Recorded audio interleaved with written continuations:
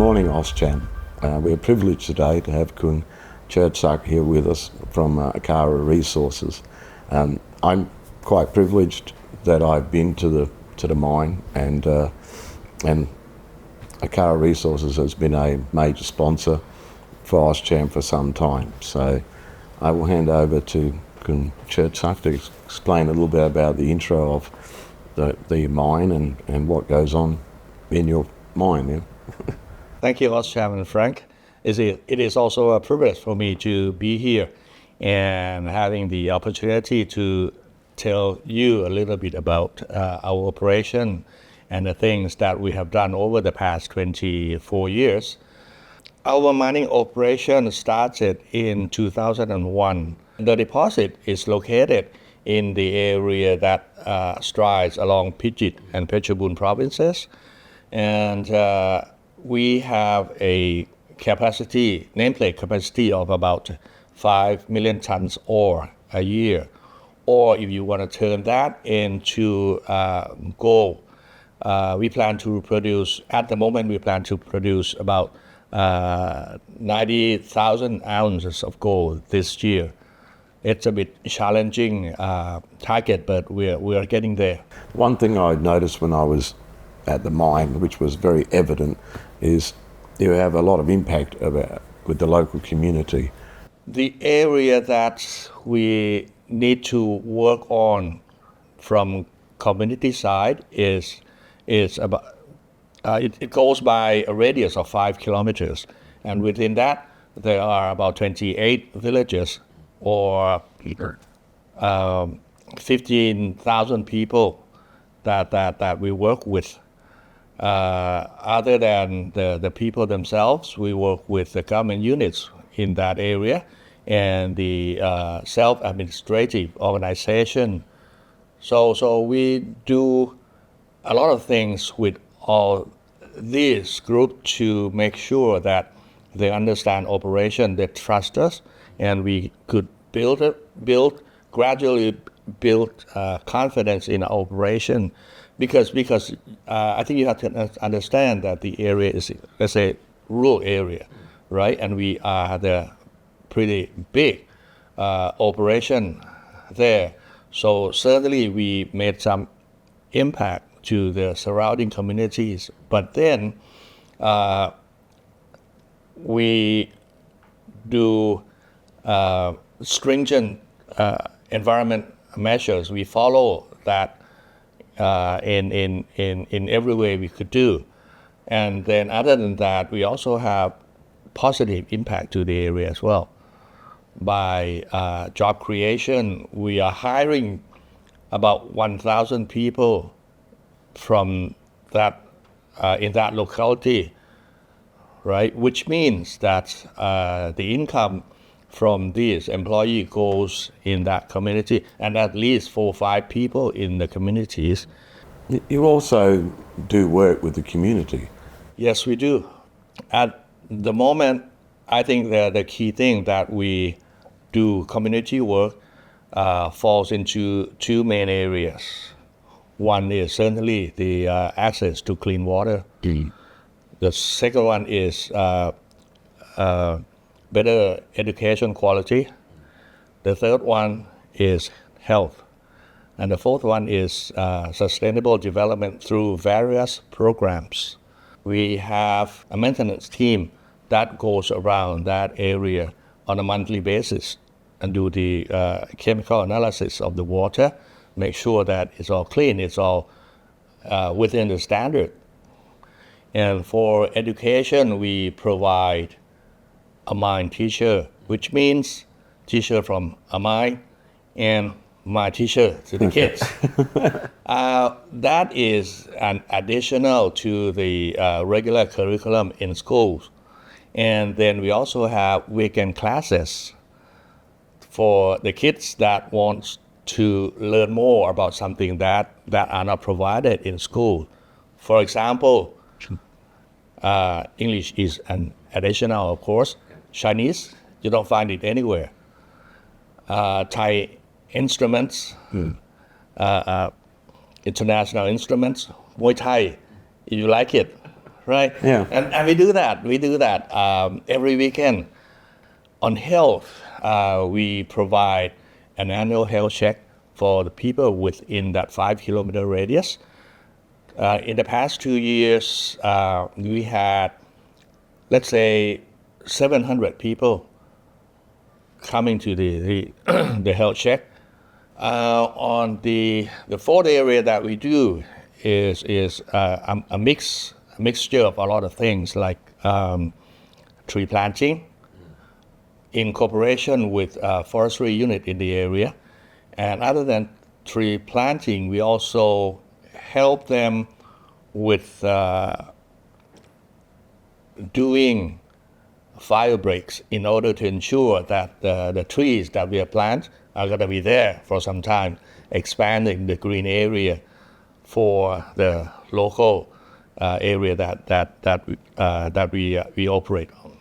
You have government and environmental requirements, yes, from a government's perspective. Yes, we do. So, because obviously, I mean, people would like to know that when you're running a mine, that there are certain things that you also have to do to meet the government requirements. What sort of things are those?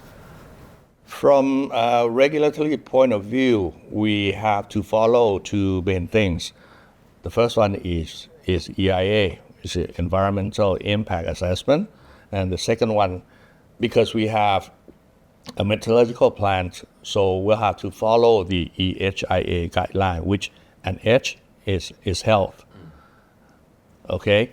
And then other than that, we also have to comply with a lot of rules and regulations, let's say from forestry, from land department, from administration as a whole.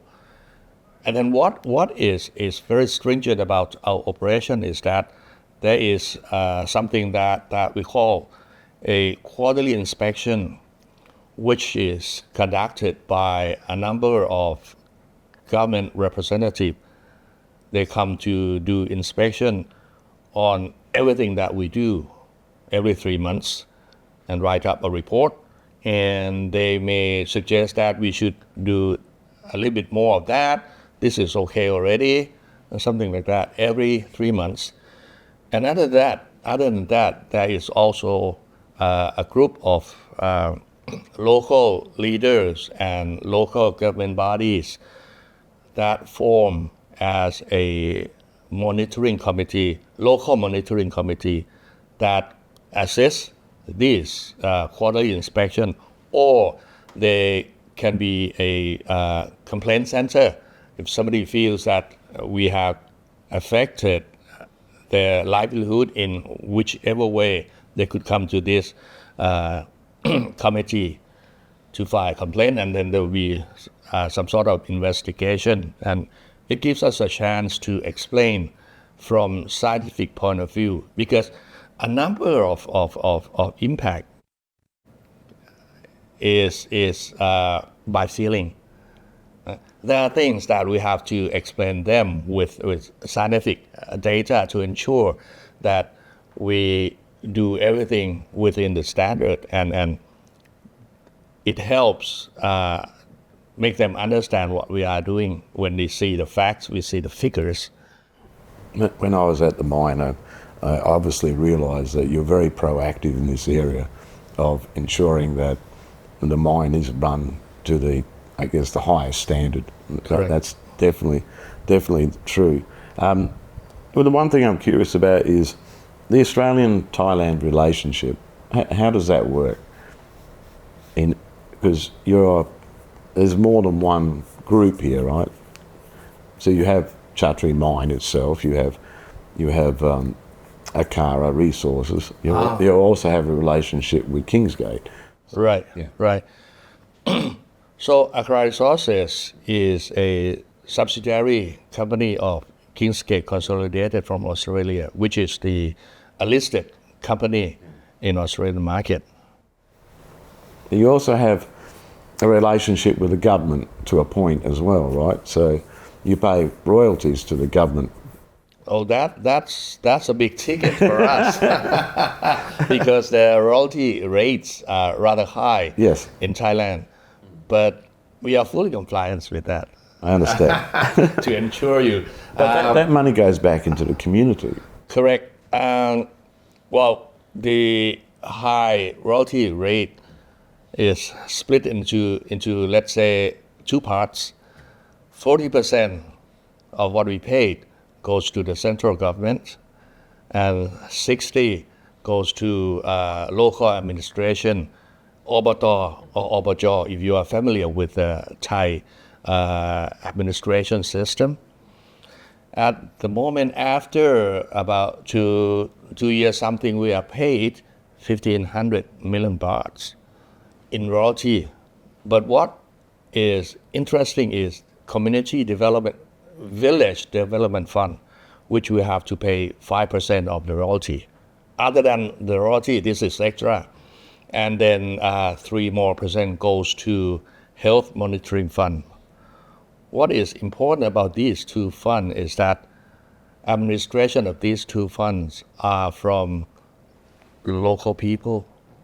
The hearing within their own village first, that's the key thing. So this is to make sure that what they are doing benefits people as a whole in that area. And once they pass this village hearing, they come to us and say, oh, okay, so you get the money to do that thing. We have paid about 70 million bahts into this fund, and about 1/3 was spent by various proposals from the villagers surrounding us.